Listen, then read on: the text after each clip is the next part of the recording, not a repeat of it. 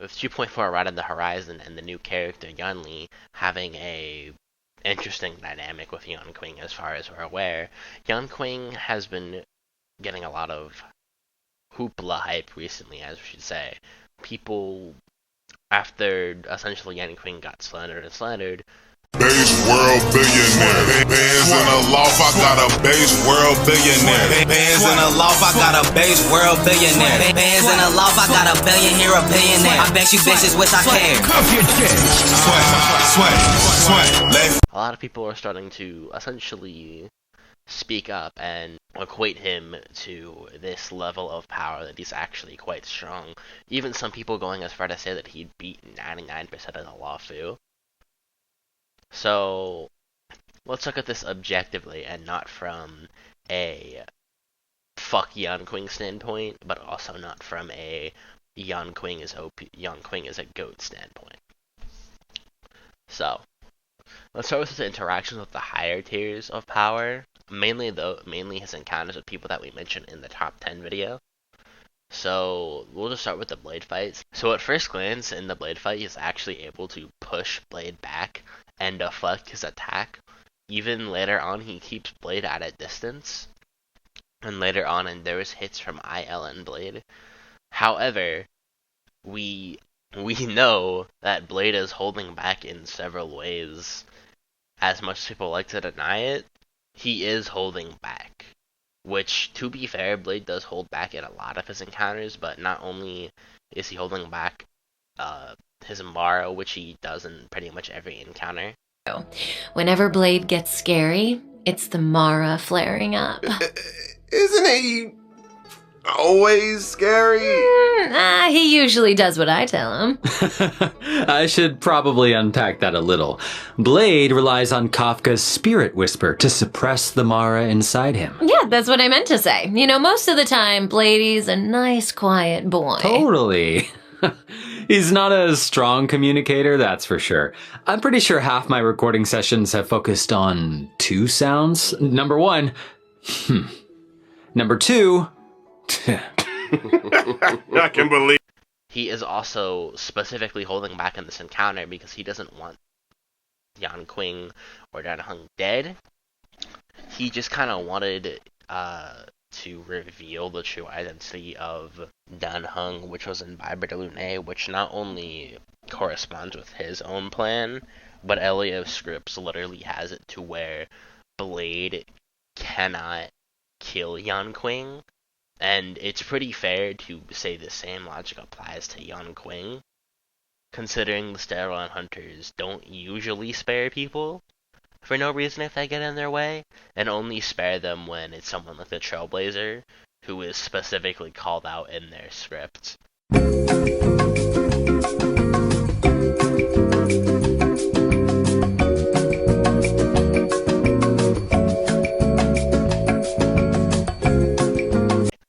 And this holding back notation is backed up by Jing Liu's own word, who has known Blades for hundreds of years and literally fought him thousands of times, saying that Blade would just fucking wash Yanqing if he wanted to. Even after seeing Yanqing fight, she still says the same thing, saying that, like, if Blade really wanted to, that he would just kill Yanqing outright.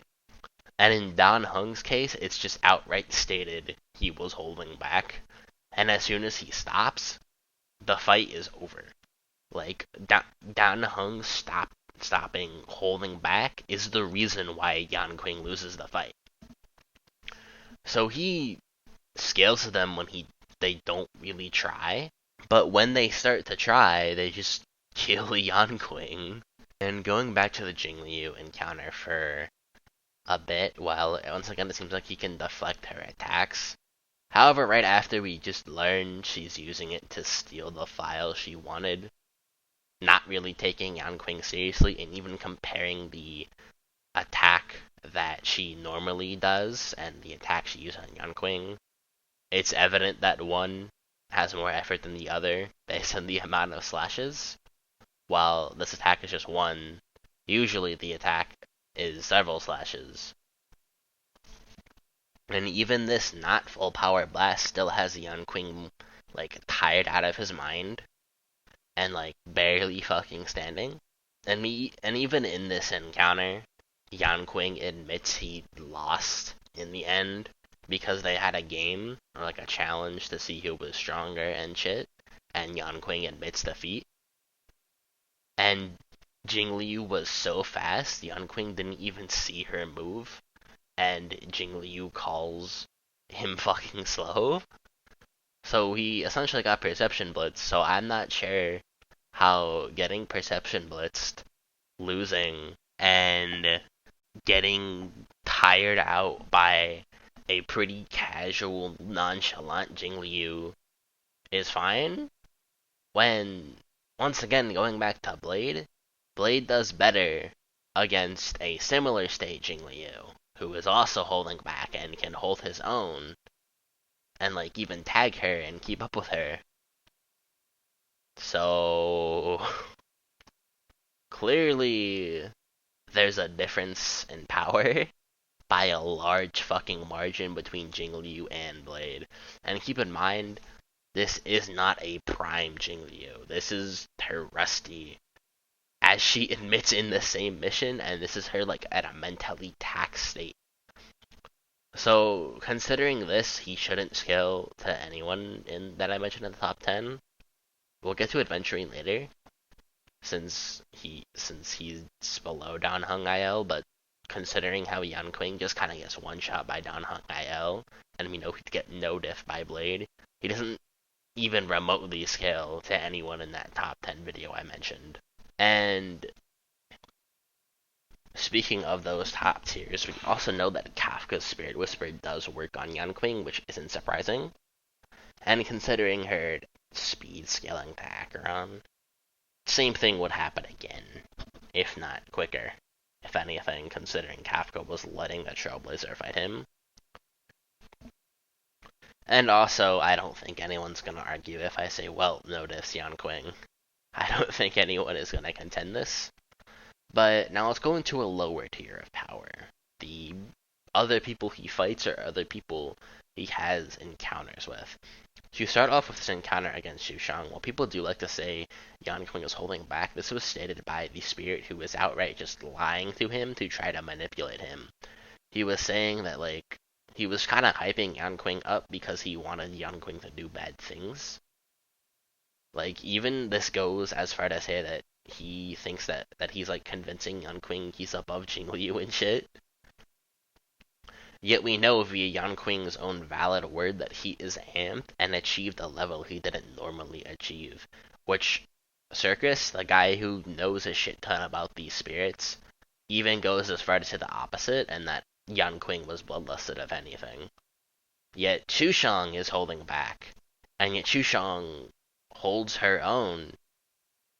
So I don't understand how this is impressive for Yanqing when Xushang is holding back and is holding her own against a bloodlusted, amped Yanqing. And it's amped to a quantifiable degree too, because we know it is very much past anything he has previously been taught, learned, or achieved. For Xushang scaling, she's literally a recruit of the Cloud Knights. By rank, she is the weakest. And if you think rank equates to strength, then she's below any other member of the Knights. At the very least, she is way below Jing Yuan. But considering how she praises other members of this group, or other members in the same Luofu, such as Fiexiao, Yukong, and Zhuiyi, we can probably place them above Yanqing as well, considering all of this. And now to Yanqing's performance against the Trailblazer. Keep in mind, this is a base Trailblazer. This is before they got any really notable amps.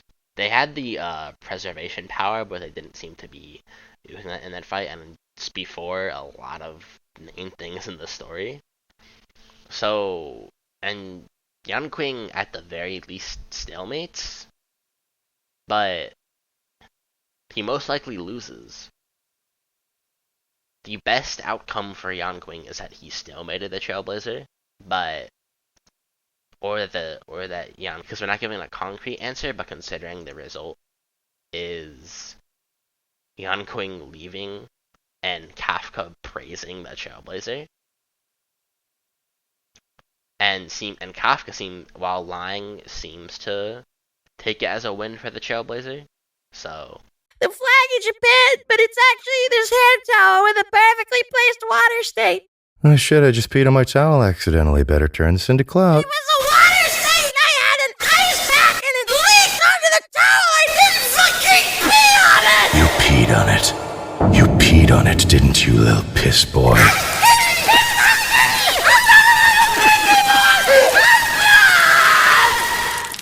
But this would pretty much mean anyone who has a better performance against the Trailblazer, or better scaling to him, scales above Yanqing. So automatically Adventurine, considering he fights Walt, Himiko, March, and the Trailblazer, who's actually using this preservation power at once, and can press them.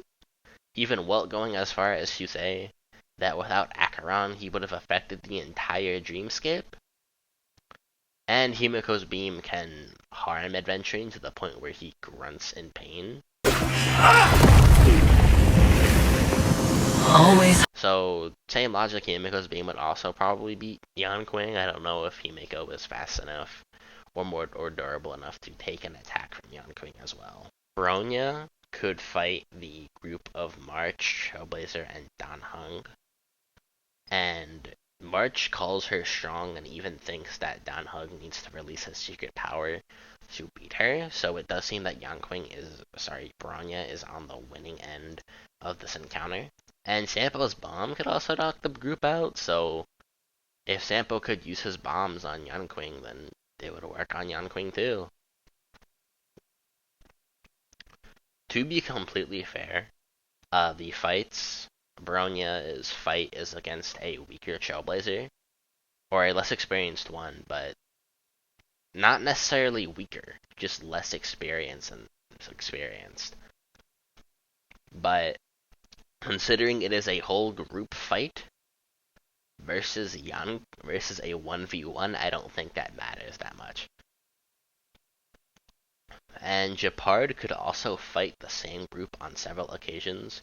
However, Serval and Sealy are also backing up this same group.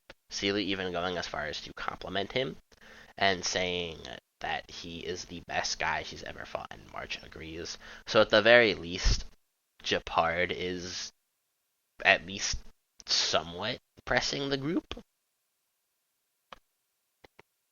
And Argentini can stalemate a more experienced Trailblazer. This is later in the story, so a lot more experienced considering all the things that happened. And just considering the fact that you can make the argument that Argentini wasn't taking the Trailblazer super seriously or not trying to kill them outright, then this would just make it more impressive for Argentini. Then finally, Savro can fight that whole group, replacing Serval with Bronya and later on Natasha. While he is defeated, he still is putting up a fight. And this is a group with like a person who could 3v1 a Trailblazer, March, and Danheng. So the fact he loses that is not a downscale in this scenario. Now for statements, there is statements by Kafka claiming that he could beat her and Blade, or at least take them to prison. So there's two ways to interpret this statement. One, Kafka is letting Yanqing take them to prison, like how Kafka let them take Fu Xuan to prison, or how Kafka let Fu Xuan take them to prison. Or two, she's just lying to the Trailblazer, which was the whole part of the mission, to lie and manipulate the Trailblazer. That's a whole point in the mission, that, by the way. And even just consistently, she does this to the Trailblazer several times.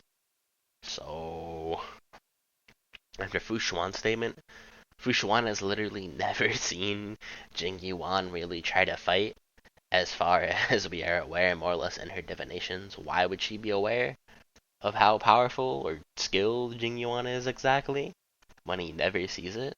And considering the fact that Jing Yuan is above people who can know diff Yanqing, and Jing Yuan is his fucking teacher, why would Fu Xuan's statement be fucking correct? And, well, to be fair, he is considered, like, notable to Jing Liu and Jing Yuan. Like, they find him impressive. They don't take him terribly seriously. Like, they consider him at least somewhat strong, but they don't take him too seriously, and kind of treat him both as, like, a joke, mostly, which is kind of funny. So, in conclusion, it is actually Yanqing is, in fact, a punching bag and weak. But hey, maybe he'll, like, do something in 2.4, I don't fucking know. Maybe he'll actually go on, like, a training arc or something.